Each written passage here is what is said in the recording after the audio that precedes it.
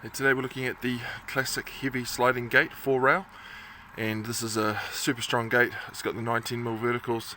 As you can see, this one's been installed with Ironsand colour steel. This whole entire job is Ironsand, so we can get different colours for you if you're interested in doing that. As you can see, it's a pretty sturdy gate. This particular style of gate is recommended for gates over 1.5 metres up to 2.1, 2.2 metres. And the reason for that is of the extra strength. There's only a certain amount of span that you can have on the gate before it becomes it's not that strong. So this one's been installed with a side-mounted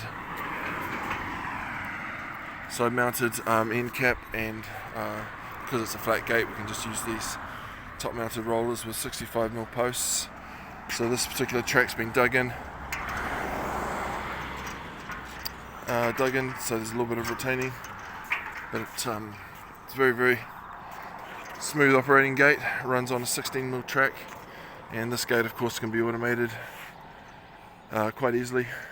This particular customer is just going to be using this as a manual gate at the moment, and possibly automating it at a later date. If you are thinking of getting a gate, you might want to think about that, whether you could possibly want to automate it in the future, because you'd want to put a tail on the back end of the gate. It's a 300mm tail which actually goes down the bottom, and this is where the motor connects up to the gate. So you can see down the bottom here, this thing is called the tail, that little bit that hangs out over the end, normally about 300mm, and that tail is what the motor gives enough clearance for the motor to be installed here.